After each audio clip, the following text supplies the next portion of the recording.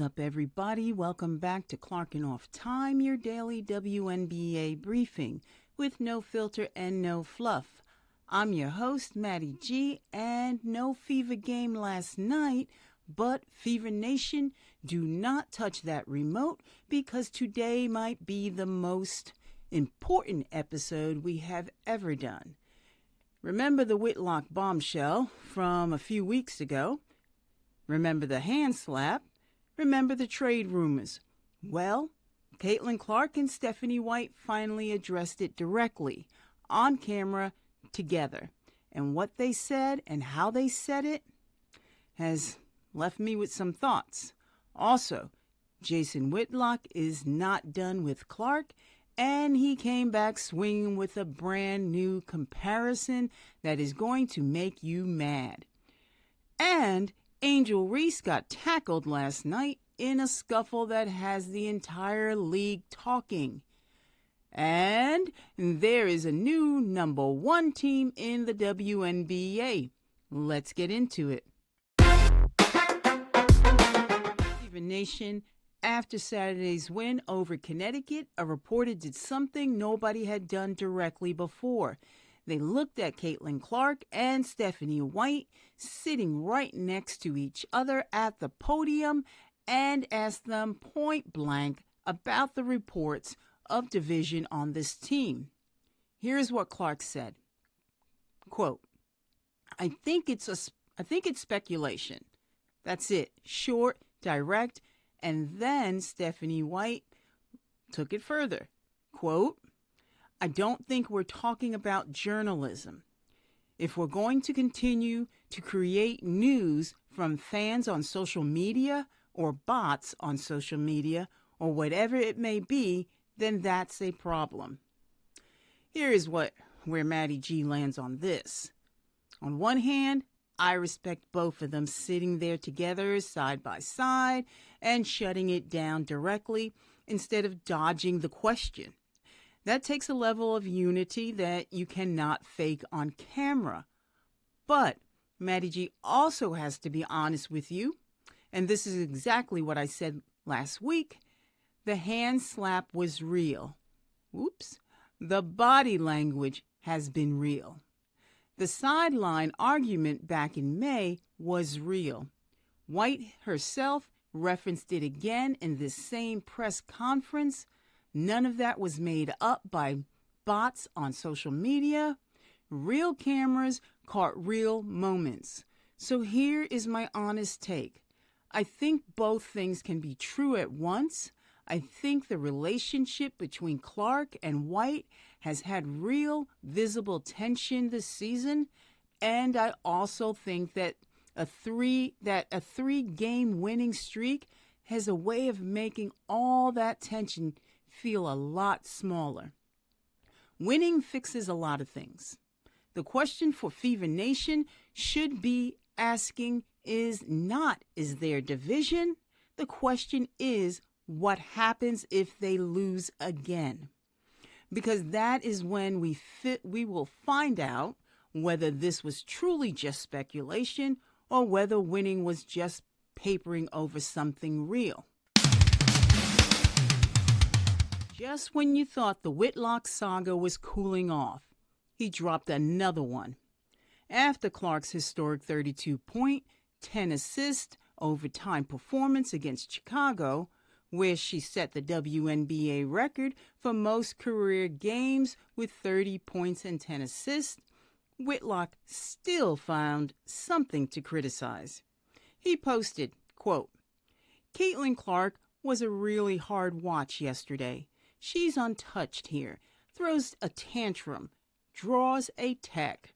Her body language, all game awful. Foul baiting as much as SGA. Hard watch.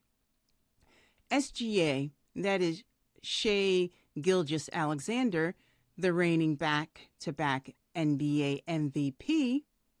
Whitlock compared Clark's style of play to one of the best players on the planet, and he meant it as an insult. MaddyG wants to take a moment right here because I have to bring up something Clark herself said just days before this. When asked directly about her on-court intensity and criticism of her body language, Clark said, quote, "I wouldn't be as good of a player if I was stoic and straight-faced all the time. That fire and passion is what makes me me." So let's connect the dots. Fever Nation. Clark told us exactly who she is. And then she went out and had one of the greatest individual games of the season. 32 points, 10 assists, a perfect night from the free throw line, WNBA history.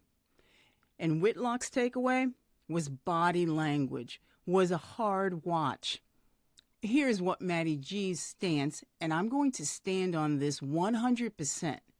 If Shai Gilgeous-Alexander is the reigning MVP and his game includes drawing, contact, and getting to the free throw line, and that is considered smart, winning basketball in the WNBA, then why is the exact same approach from Caitlin Clark described as a tantrum? You cannot call it genius for one player and immaturity for another.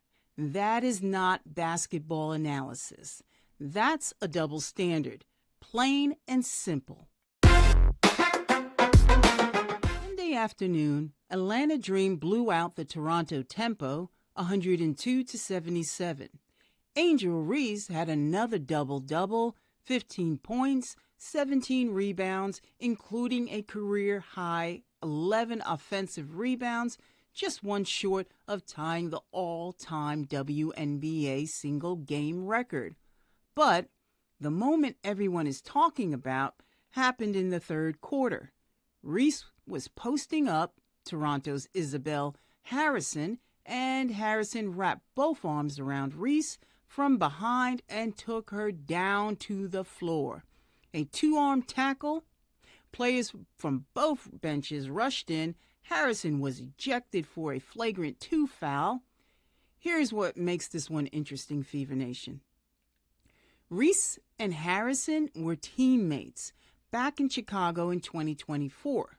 This was not some random opponent.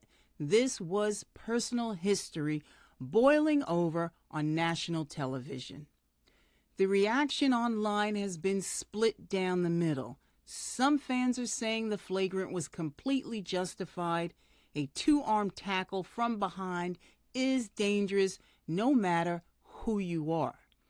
Other fans are calling it an overreaction by the officials, saying Harrison was just playing tough defense and Reese flopped. Here's the stat that connects everything we have talked about today. Caitlin Clark has 4 technical fouls this season. Angel Reese also has 4 technical fouls this season. They are tied for the league lead. Now, think about how each of these storylines got covered. Clark gets a technical for reacting to a no call, and Jason Whitlock calls it a tantrum and compares her unfavorably to an NBA MVP.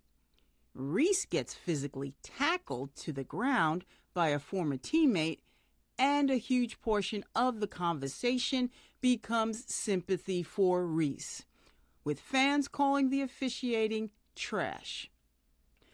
MaddyG is going to say what everybody is thinking. These two players, Clark and Reese, have been measured by completely different yardsticks all season long. One gets painted as the problem for showing emotion. The other gets painted as the victim when things get physical. Both are elite competitors. Both play with fire. And honestly, Fever Nation, I think this whole league benefits when both of these women get to compete with passion without one of them constantly being framed as the villain. That's my take. Now let's take a trip around the league Sunday, June 14th. New York Liberty 86, Washington Mystics 64. Breanna Stewart with a 14-point, 12-rebound double-double, and Jonquel Jones added 20. The Liberty have been rolling in Commissioner's Cup play, and according to the league, they are set to represent the Eastern Conference in the Cup Championship on June 30th. Fever Nation, that is a tough pill to swallow because Indiana was within a half game of New York just 2 days ago. We will see if that holds. Atlanta Dream 102, Toronto Tempo 77. That's the Reese Harrison game we just talked about. Atlanta is now 9-4 and quietly one of the best teams in this league. Alicia Gray hit 5 threes and moved into third place in Atlanta franchise history with 235 career threes. Ryan Howard also hit 4 from deep and now has a franchise record 408 career three-pointers. Atlanta is loaded. And now for the big one. On Saturday, Las Vegas Aces beat the Minnesota Lynx 100-97. The Lynx, who I told you were the best team nobody was talking about, just dropped a heartbreaker to Las Vegas, and that loss means the Las Vegas Aces are now the number 1 team in the entire WNBA at 10-3 and 5-0 in the Commissioner's Cup play. 5-0, undefeated in Cup play. MaddyG wants to take a moment to appreciate this. The Aces have been quietly building all season while everyone talked about Clark, Reese, and the Lynx. And now they are number 1.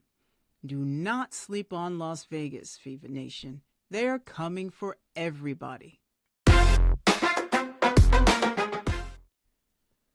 Fever Nation, the Fever are off today, but they are back in action Tuesday night. Indiana Fever hosts the Toronto Tempo, 6 p.m. Central, 7 p.m. Eastern, midnight BST for our UK Fever Nation. Set those alarms. Indiana is a heavy favorite at 75.5%. Toronto comes in at 7-7 after that ugly loss to Atlanta. And here is something to watch. If Isabelle Harrison gets suspended for that flagrant 2 on Reese, Toronto loses their best performer from Sunday's game, since Harrison had 17 points before her ejection. That is a tempo team that could be even more shorthanded by Tuesday. This should be a good chance for the Fever Nation to extend that winning streak to 4 and for Caitlin Clark to keep building on one of the best stretches of her season. 3 straight wins, 8-5 overall, and 4-1 in Commissioner's Cup. The momentum is real, Fever Nation. What a day of storylines, Fever Nation. Clark and White finally addressed the speculation directly. Whitlock is still not letting up. Angel Reese got tackled on national TV. And the Las Vegas Aces are your new number 1 team in the WNBA. Here is where MaddyG lands on all of it. This league has never had more storylines, more passion, and more drama. And that is a good thing. It means people are watching. It means people care. Today's question, Fever Nation, do you believe Clarrkin White that this is all just speculation, or do you think there's still something real going on under the surface? Believe or suspicious? Drop it in the comments. If you learned something today, if you felt something today, hit that subscribe button and smash that like. Drop a comment with today's question. I am here every single day, bringing you the real talk. See you tomorrow. Until then, this has been Clarrkin Off Time. Stay spicy.